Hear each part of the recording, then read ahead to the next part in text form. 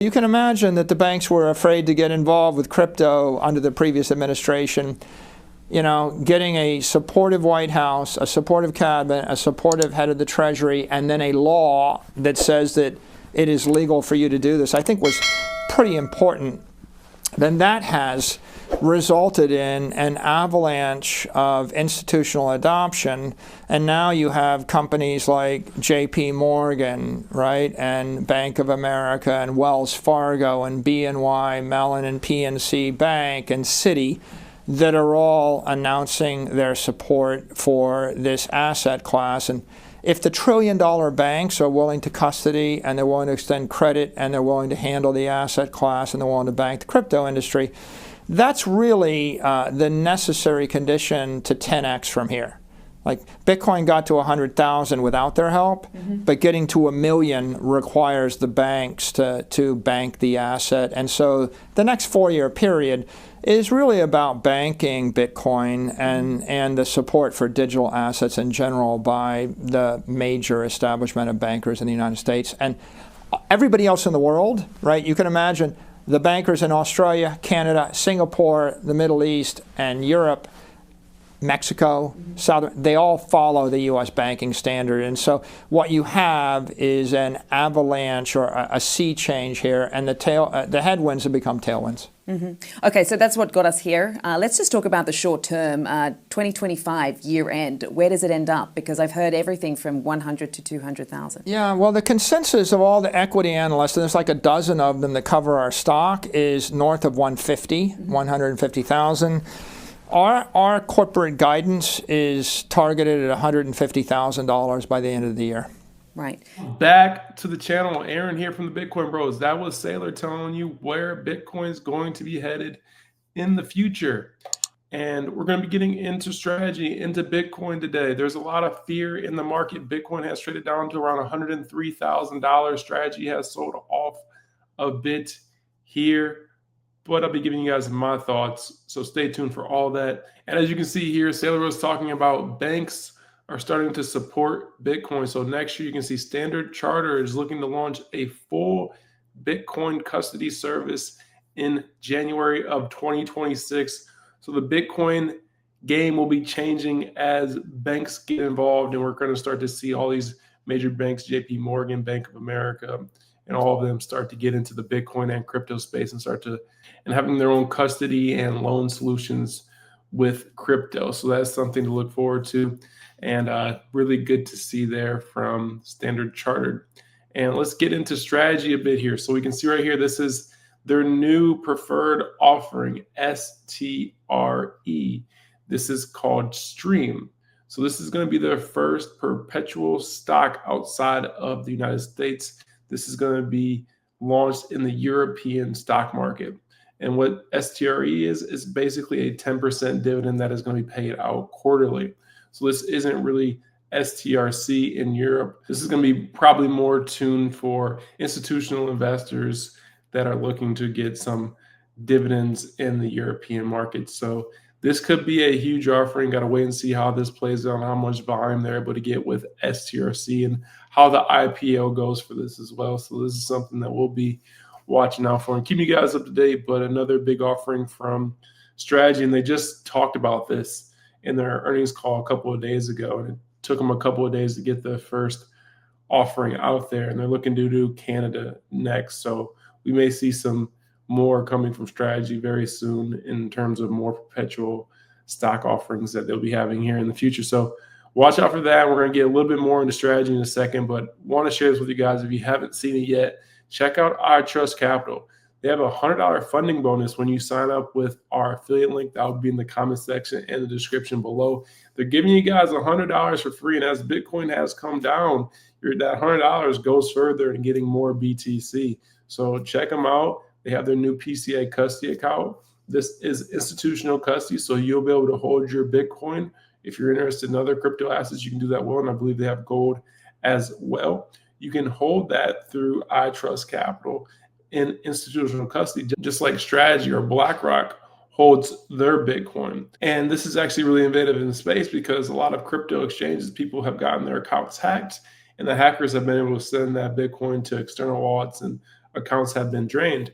With this PCA account, that is not possible at all. So they're really boosting the security, and they're giving you guys $100 just to check it out. So if you're a Bitcoin investor, I definitely recommend you guys check this one out. And they also have their traditional Roth and SEP retirement account that you can also check out. So I recommend iTrustCapital, something that I use personally. And they're giving you guys $100 to sign up. So make sure to check that out if you haven't. And to get back into strategy here, we can see Bitcoin is down 3% today. Their Bitcoin net asset value has fallen to around $66,000. Bitcoin has traded down to like $103,000. The 3-month return for strategy is down to 35%. 1-year return is around 13%. So we really haven't seen too many big gains this year. But if you believe in Bitcoin and you believe in the long-term value of where Bitcoin is headed, it's headed to $1 million. It will add a zero eventually. Right now is just a buy the dip opportunity for Bitcoin and strategy. We have preached on this channel time and time again that when you're buying strategy or when you're buying Bitcoin, you got to have at least a 4-year time frame. And as these prices go lower, you might want to just dollar cost average a little bit more in. That is what we've talked about on our channel a lot. It's not financial advice. It's just how we're seeing the market. So as strategy is down to 250 here, that's a great buying opportunity in my personal opinion. But I'll be talking a little bit more about where I think the market's going in the short term here in a second. But also just want to highlight STRC here. It's up to $99.74. So this is really good to see because as we're seeing strategy fall, it's down 5% today. Bitcoin's down. We're not seeing that from STRC. We're not seeing that. STRC is actually going up. It's almost to that $100 price point. So this is exactly what we want to see from STRC. Stay between $99 and $101. And the strategy can then use the STRC ATM to then sell shares in the market to go and buy more BTC. So that is the update from strategy. We want to get into some of the other Bitcoin treasury companies here. And then we have from Sequans. They were actually the first Bitcoin treasury company to sell some of their Bitcoin. And they did just do an earnings call. So it sounds like Sequans may sell more of their Bitcoin as well. So this is right here is exactly why you have to be very careful when investing in these Bitcoin treasury companies outside strategy or like Metaplanet, because some of these companies are going to be selling their Bitcoin because they're trading below their net asset value and they just don't see a way to get out of that. So you can see here that Sequans is one of the first companies that we've seen that have actually sold some BTC there. But from other Bitcoin treasury companies, the Smarter Web company, they acquired another 4 BTC. You have BitPlanet. They've been buying a lot of Bitcoin here as of late. They acquired another 9 Bitcoin. And then you have Remix Point.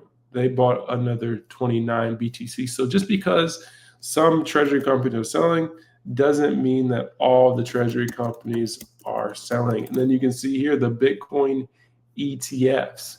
The Bitcoin ETFs have sold out here again yesterday.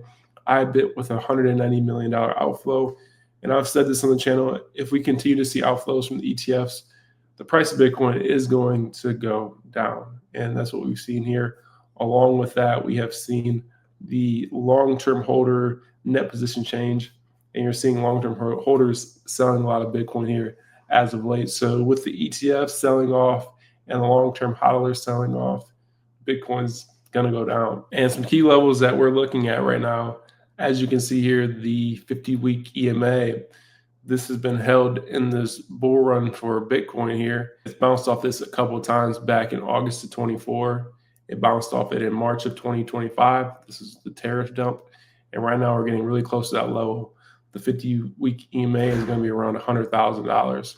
So if we go below the 50-week EMA, we could be going into a longer, more drought out bear market. So we peaked in early October. If the 4-year cycle is still a thing, we could see Bitcoin fall all the way until October next year. Bitcoin historically in its bear markets is taken about historically a year for BTC to bottom. But this year is not over. We could definitely get a reversal here. And we have to watch some of these key levels. I think $100,000 is a key level for Bitcoin. It's also that psychological level that people are looking at. So I think the mindset to have here going over the next year, if Bitcoin, goes higher and strategy goes higher, be grateful because you already have, your bag packed.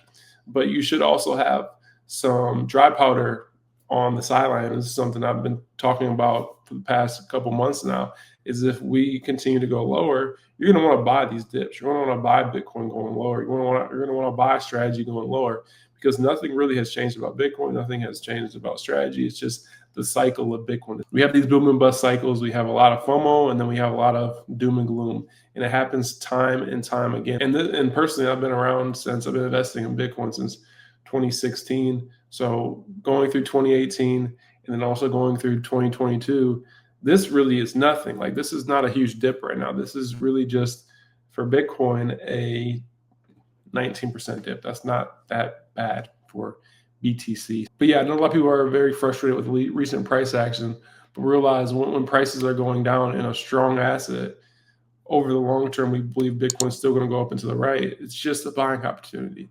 So you have to kind of change your mindset to not be disappointed because your portfolio is down, but if you have dry powder, to be buying into these dips. That is my thoughts. Let me know your thoughts in the comment section below. My name is Aaron from Bitcoin Bros. I'm out. See you guys in the next one. Have a great rest of your day.